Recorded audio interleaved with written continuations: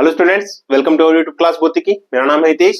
आप है मेरे साथ गेट के इस 2025 पेपर को सॉल्यूशन करिए। आज के पेपर में हम सोल्व करेंगे, सब्जेक्ट वाइज लेके चलेंगे। ठीक है, 2025 को हम सब्जेक्ट वाइज लेके चलेंगे। देन आफ्टर इसके बाद हम सब्जेक्ट वाइज सारी क्लासेस जो भी पिछले पेपर्स हुए सबको हम सोल्व करेंगे। तो इसमें 2025 के अंदर पहली सब्जेक्ट हम लेके चलते हैं इलेक्ट्रॉनिक्स। जैसे कि आपको टाइटल से पता चली गया होगा वीडियो के, इलेक्ट्रॉनिक्स के कौन कौन से क्वेश्चंस आए हुए हैं 2025 के अंदर, उन क्वेश्चंस के बारे में हम डिस्कस करेंगे और देखेंगे कि किस तरीके से उनको हम सोल्व कर सकते हैं, डील कर सकते हैं, है ना। कितने क्वेश्चंस आते हैं। तो ज्यादा देरी ना करते हुए पहला क्वेश्चन आपकी स्क्रीन पे, ये क्वेश्चन आया था हमारा ओपीएम से। देखो, मैंने जब ओपीएम आपको करवाया था, जब हमारी सीरीज चल रही है, जो सीरीज 2025 नाम से आपको प्लेलिस्ट मिल जाएगी, उसके अंदर हमने ओपीएम वाली क्लासेस कराई है और वहां पे हमने इसको डेप्थ में बताया कि किस तरीके से सोल्व करते हैं, है ना। जब भी ऐसी तरीके के कोई क्वेश्चन आते हैं तो हमारे एक क्वेश्चन आया था कि the figure show an OPM circuit with a 5.1 volt Zener diode in the feedback loop. The op-amp runs from plus minus 15 volt supply. If a plus 1 signal is applied at the input, the output voltage is. Simple सा हमें क्या दे रखा था कि हमें एक op-amp circuit दे रखा है,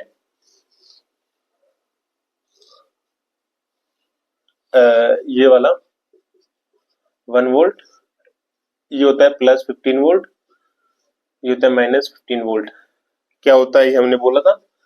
इसका मतलब सिर्फ इतना होता है कि जो आउटपुट वोल्टेज हमारी होगी किसी भी कंडीशन के अंदर प्लस माइनस 15 वोल्ट से ज्यादा नहीं हो सकती। ठीक है ना, यही हमने वहां पे बताया था। यहाँ पे हमें निकालना है वी आउटपुट। इसका हमें दे रखा है 5.1 वोल्ट, ये दे रखा है 1, ये जाएगा 1, ये जाएगा 1 वोल्ट एंड देन ये भी 1 किलो ओम। ठीक है, और हमें ऑल्सो दे रखा है यहाँ पे प्लस माइनस। ठीक है, इतना दे रखा है, सारी चीजें हमें गिवन है, बस हमने पूछा है वी आउटपुट। तो याद रखना, सिंपल सी है कि ज्यादा कुछ इसमें करना नहीं है, याद नहीं रखना। जब भी ऐसा कुछ आ जाए, मतलब जेनर डायोड आ जाए किसमें, फीडबैक लूप के साथ, जेनर डायोड इन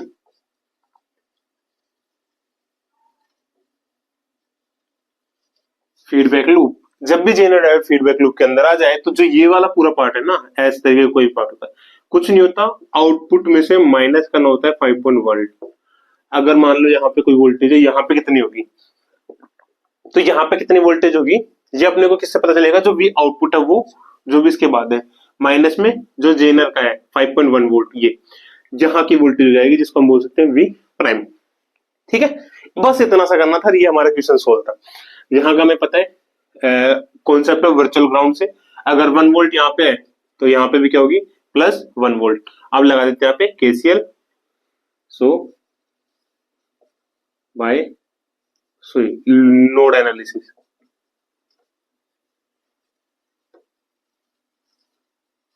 बस इतना सा क्वेश्चन था। नोड एनालिसिस लगाएंगे। अब जहां से वोल्टेज निकल रही है आगे जा रही है, तो जहां से वोल्टेज निकल रही है वो कितना होगा, 1 है, माइनस कहां तक जा रही है, 0, डिवाइड्स में 1।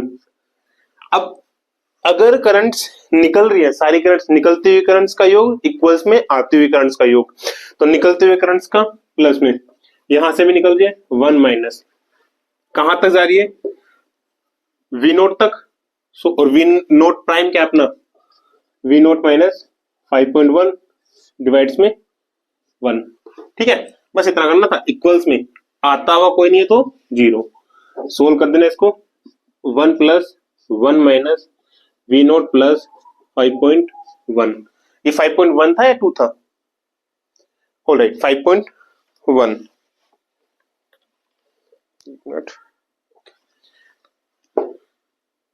नीचे 1 है तो कोई फर्क नहीं है, इक्वल्स में 0, ये हो जाएगा 7.1 माइनस वी नोट इक्वल्स में 0। सो वी नोट इक्वल्स में 7.1 वोल्ट। ये हमारा क्या है इसका आंसर। इतना सिंपल आंसर था। मैंने बोला था ना, ओपैम्प से जो भी क्वेश्चन आएगा ना, एकदम इजी क्वेश्चन आएगा, जस्ट हमें समझना है कि वहां पे किस तरीके से हमें डील करना है ना। जब हमने ओपैम्प के क्वेश्चंस किए भी थे, अगर आपने नहीं देखा है तो उसकी प्लेलिस्ट आपको इसके डिस्क्रिप्शन में मिल जाएगी, जहां पे हमने सारे ओपैम्प के क्वेश्चंस कराए हुए हैं जो भी हमारे 6-7 पेपर्स में आए हुए थे, जैसे कि RPSC, CSIR NET, IIT JAM, JS, TFR, assistant professor, first GATE, जिसमें भी आए हुए ऑल्सो गेट, सारे क्वेश्चन हमने वहां पे डील किए थे, बस इसको छोड़ के, गेट 2025 को छोड़ के सारे पेपर्स का हमने डिस्कशन किया है। तो वहां पे इसका सॉल्यूशन इस तरीके का है। तो ये था हमारा एक क्वेश्चन जो कि हमारा इलेक्ट्रॉनिक्स से रिलेटेड आया था, और इलेक्ट्रॉनिक्स का ही दूसरा क्वेश्चन हमारा आया था, इसको कर लेना।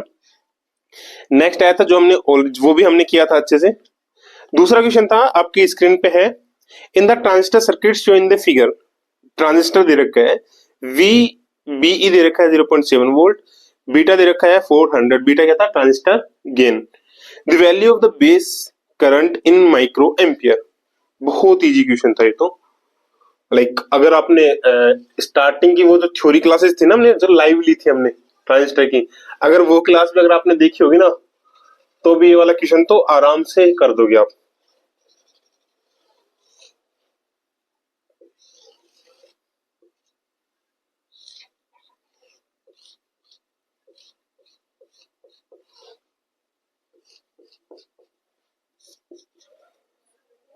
One kilo ohm, 10 volt, 1 kilo ohm, 100 kilo ohm, और बीटा अपने दे रखा है 400, या यहाँ पे करना, बीटा अपने दे रखा है 400, और जो ये वोल्टेज होती है कौन सी, वी बी ई, ये दे रखी है 0.7 वोल्ट। ओके, हमसे पूछा इसने बेस करंट आईबी।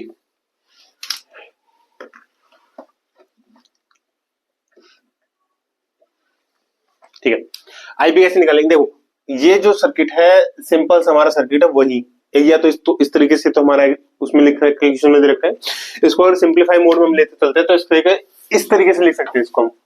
लाइक होता है ना जब हमने मापी लिया था 10 वोल्ट, 10 ही है ना, हाँ इस तरीके से।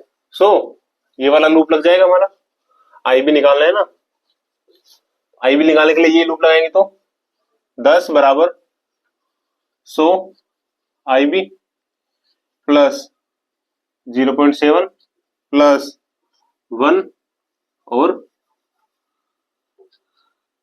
आई ई, इमीटर होता है ये वाला है ना।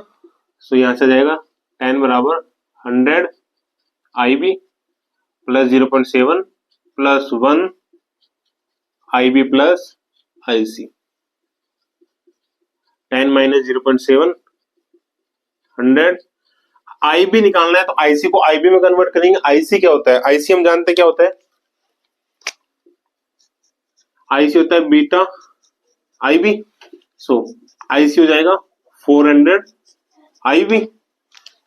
सो यहां से आ जाएगा अपना 400, ये वाला हो जाएगा, सो आईबी प्लस 400 आईबी, ये हो जाएगा 9.3 इक्वल्स में 100 प्लस 401 आईबी।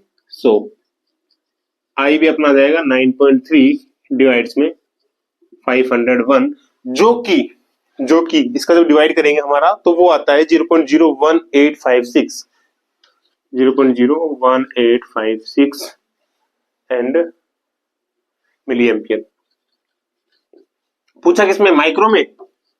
सो आईबी बराबर आ जाएगा अपना माइक्रो के अंदर 1 2 3 18.5 लगभग मान लो माइक्रो एम्पियर, ये इसका आंसर था।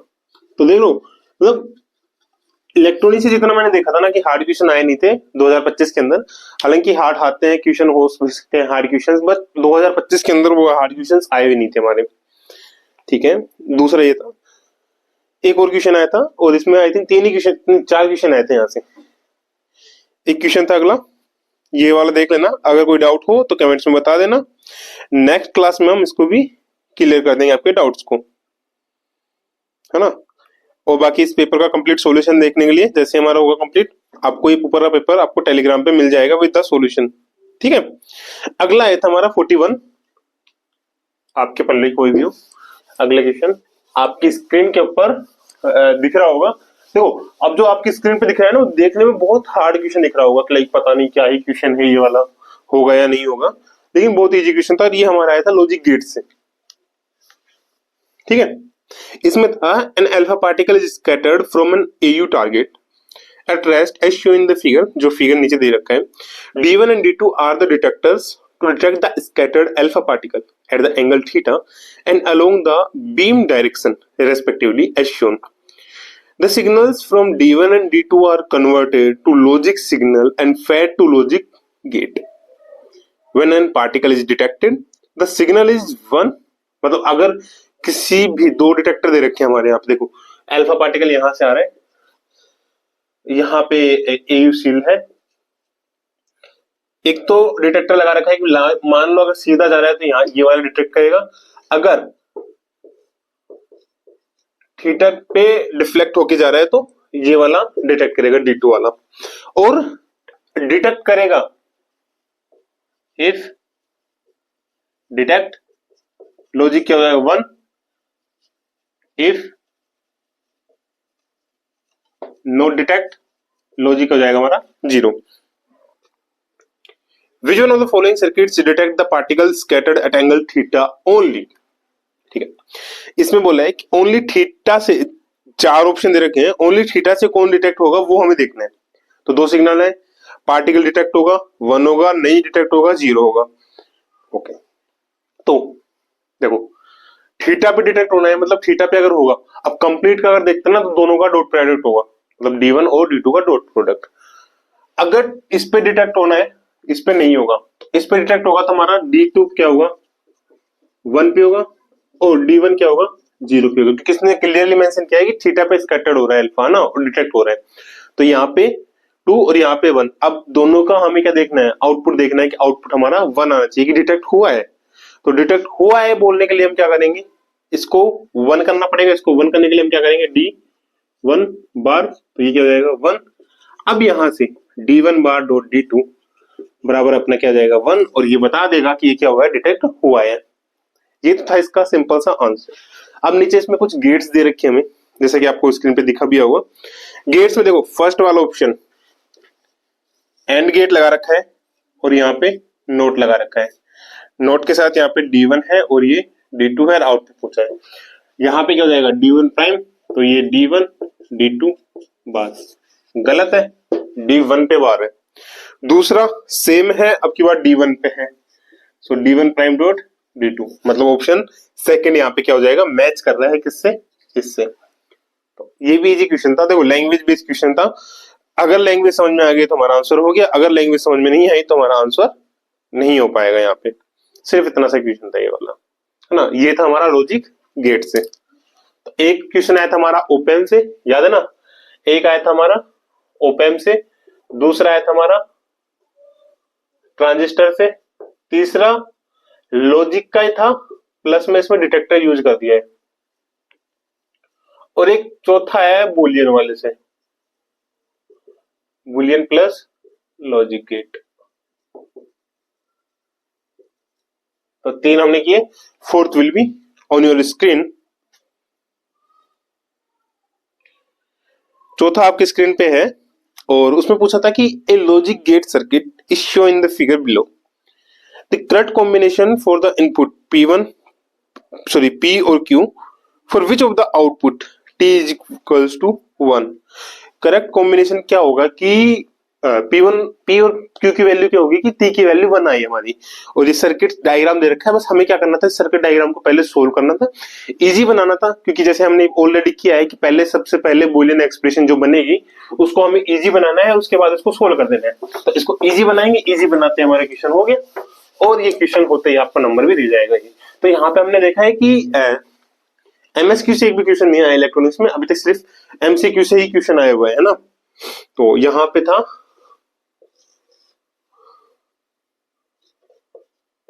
एक नोट गेट, दूसरा नोट गेट, यहाँ पे आउटपुट पूछा है T बराबर 1 पे, एंड ये हमें दे रखा है